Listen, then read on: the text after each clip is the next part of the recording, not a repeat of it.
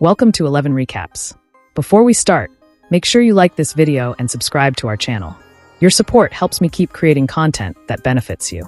So, can I count on your support? Let's get started.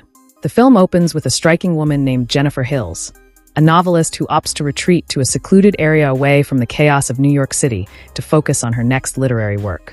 She rents a cabin in Louisiana from an elderly gentleman named Earl. Due to the cabin's isolated location, Earl provides her with a map and detailed instructions to ensure she does not lose her way. After completing the payment, Jennifer eagerly drives to Louisiana. During her journey, she stops at a gas station to refuel and confirm the directions to her cabin by consulting the attendant. At this moment, the attendant, Johnny Miller, is captivated by Jennifer's beauty and attempts to flirt with her in front of his friends, Andy Chirensky and Stanley Woods. Regrettably, Johnny's attempts at charm only serve to intimidate Jennifer, leading her to leave the gas station in haste, while Andy and Stanley chuckle at their friend's unsuccessful pursuit. In response to Jennifer's rejection, Johnny, filled with anger, plots to teach her a lesson. Eventually, Jennifer arrives at the cabin situated by a tranquil lake surrounded by woods. The cabin's seclusion brings her joy, allowing her to write her novel in peace. After completing her work, she takes a moment to unwind by the lake with a glass of wine. That evening, while sitting on the porch and conversing with a friend on the phone, she is suddenly alarmed by strange noises emanating from the vicinity of the cabin, prompting her to investigate courageously. Upon exploring, Jennifer discovers a shed filled with tools nearby and, sensing no immediate threat, decides to leave, rationalizing that the earlier sounds may have been caused by rats. In a later scene, Jennifer is seen washing her clothes in the sink, unaware that someone is clandestinely recording her from outside the window. The following morning, Jennifer is observed jogging around the cabin when she spots an abandoned house nestled in the woods. Intrigued, she explores each room within the house and discovers the same tools she had encountered in the shed the previous day. Although she feels a sense of unease, Jennifer chooses to disregard it and returns to the cabin to resume her tasks. Upon her arrival at the cabin, Jennifer, planning to freshen up, is taken aback to find that the tap water is murky and the toilet is unexpectedly clogged. Consequently, she promptly contacts Earl to report the malfunctioning facilities in his cabin. Her troubles intensify when her phone accidentally falls into the toilet after she concludes her conversation with Earl. Shortly thereafter, Earl dispatches a plumber named Matthew Duncan to address the toilet issue in the cabin. In a timely manner, Matthew efficiently completes the repairs and bids farewell to Jennifer. Meanwhile, Johnny and his two companions are seen unwinding by the lake adjacent to the cabin Jennifer has rented. Soon after, Matthew approaches them and falsely claims that Jennifer kissed him while he was attending to the plumbing. In response, Stanley reveals a video recording of Jennifer doing laundry, unexpectedly disclosing that he has been secretly filming her in the cabin. As Johnny, frustrated by his inability to capture Jennifer's attention, grows increasingly angry, he invites his friends to confront her and compel her to kneel before them. That night, Jennifer is depicted inhaling illegal substances until she loses consciousness. Suddenly, she senses a presence around her cabin and steps outside to investigate the yard, finding no one in sight. Intending to return inside, she is startled by the sight of a bird carcass lying on the porch. Without suspicion, Jennifer moves the carcass aside and re-enters the cabin, only to find that her laptop wallpaper has been changed to a photo of Johnny and his friends, prompting her to feel that something is amiss. Simultaneously, Jennifer comes to the realization that Johnny and his companions have infiltrated the cabin. Despite her fear, she attempts to drive everyone out of the cabin, but Johnny and his companions ignore her pleas. Johnny escalates the situation by beginning to assault her, and just as they are about to harm her further, Jennifer manages to escape the cabin and flee into the woods. Fortunately, she encounters Earl, who is out hunting with his friend, Sheriff Storch, and she recounts the harrowing events she has just experienced. After listening to her account, Storch instructs Earl to return home, while he and Jennifer head back to the cabin to assess the situation. Armed with a rifle, Storch, alongside Jennifer, approaches the cabin and demands that Johnny and his group emerge and surrender. However, the cabin appears abandoned, suggesting that the assailants have vacated the premises. Storch proceeds to search the rented cabin and discovers alcohol and illegal drugs that Jennifer had previously used. Upon this discovery, Storch, unable to find Johnny and the others, concludes that Jennifer has fabricated her story. In response, Jennifer attempts to clarify the actions of the thugs. At that moment, Johnny and his associates re-enter the cabin, yet strangely, Storch does not take any measures to protect Jennifer. In a shocking turn of events, it becomes clear that Storch has colluded with Johnny and his group to punish her. Trapped and seemingly powerless, Jennifer is exploited by Johnny, who coerces Matthew into assaulting her.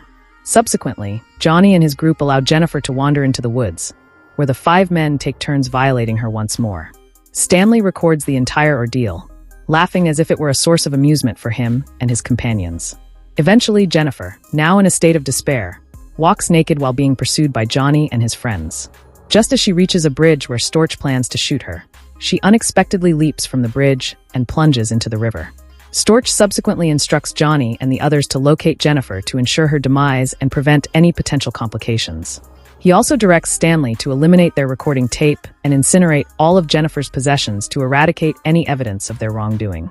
A few days later, Matthew is depicted searching the river for Jennifer's remains, filled with remorse and haunted by the tragic circumstances surrounding her fate.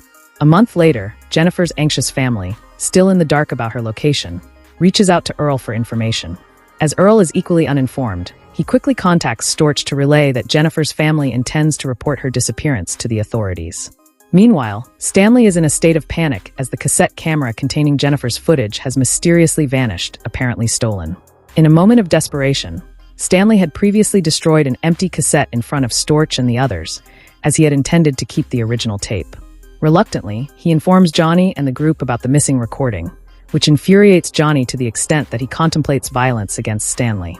Fortunately, Andy intervenes, calming Johnny and encouraging the group to devise a plan. That evening, Johnny is startled by a dead bird placed at his doorstep, triggering memories of a similar act he committed at Jennifer's cabin. Just before he re-enters his home, he notices rustling in the bushes of his yard, prompting him to investigate. He discovers no one there, only a few rubber bands scattered about, which belong to Matthew. Meanwhile, upon returning from work, Storch is taken aback to find a video cassette sent to him by Jennifer. Panic sets in as he fears his wife may uncover the dreadful actions he has committed. Upon inquiring about the cassette, Storch feels a sense of relief upon learning that his wife has yet to view it, mistakenly believing it to be blank. Shortly thereafter, Storch encounters Johnny and his 2 companions to teach Stanley a lesson for disobeying his orders, which could result in significant consequences if anyone uncovers the evidence of the mistreatment they inflicted on Jennifer. Following this, they engage in a discussion regarding the peculiar occurrences that have transpired, leading Johnny and the others to suspect that Matthew intentionally instigated fear among them. Consequently, Storch instructs Johnny and his friends to confront Matthew. On a different occasion, Storch extended an invitation to Earl for their customary hunting trip in the woods. Just as Earl opted to take a brief respite before continuing the hunt, Storch unexpectedly killed him, as Earl could have been a potential witness to Jennifer's disappearance, particularly since he was aware of someone harassing her at the cabin. Simultaneously, Matthew, who had arrived at Earl's cabin, was taken aback by the sound of Jennifer, which startled him to the point of causing him to tumble down the stairs and lose consciousness. Upon regaining his senses, Matthew was incredulous to find that Jennifer was still alive and seeking retribution for their actions from a month prior. Although Jennifer recognized that Matthew was not culpable and regretted his past behavior, she remained unwilling to forgive him and seized a rope with the intent to strangle him. Meanwhile, Andy and Stanley were seen in the woods searching for Matthew. Upon reaching the lake's edge, Andy spotted someone he believed to be Matthew and promptly pursued him. Unfortunately, Andy was caught off guard by Stanley's sudden appearance, which was an intentional scare. At that moment, both heard Matthew's voice emanating from the vacant house situated in the woods.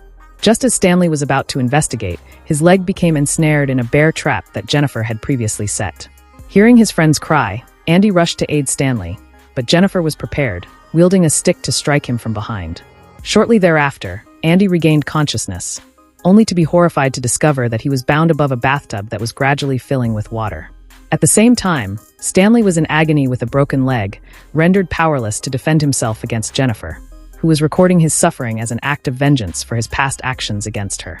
In a cruel twist, Jennifer further tormented Stanley by binding him to a tree and affixing 2 fishing hooks to his eyelids, leaving him in that tormenting state. After inflicting pain on Stanley, Jennifer returned to the house and began to submerge Andy's face in the water of the bathtub. Unsatisfied with her initial actions, she added powdered lye to the water and continued to submerge Andy's face until it blistered, ultimately leading to his death. Meanwhile, Stanley, bloodied and helpless, became prey to a flock of crows, which contributed to his slow demise. Meanwhile, at the gas station where Johnny worked, he was performing his usual duties as an attendant when Jennifer unexpectedly arrived and knocked him unconscious.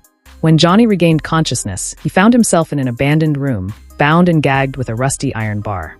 In a brutal act of retribution, Jennifer began to extract his teeth one by one, torturing him until he succumbed to his injuries. 2 hours later, Storch, who was on patrol, received a shocking call from Jennifer, who claimed to have his daughter, Chastity. Alarmed for her safety, Storch rushed home to check on his family. Upon his arrival, his wife informed him that Chastity was playing in the park with Jennifer. Without delay, Storch returned to his vehicle to search for his daughter in the park. Unfortunately, he was unable to locate her, and upon returning to his car, he was unaware that Jennifer had already entered the back seat and knocked him out. When he regained consciousness, Storch found himself tied up in an empty house situated deep in the woods, with a rifle ominously aimed at him. In that moment, Storch admitted to Jennifer that he felt remorse for his previous actions. However, she remained indifferent and continued her torment. Delighted by the suffering she inflicted on Storch, Jennifer proceeded to attach the rifle's trigger to the hand of Matthew, who was still alive but unconscious.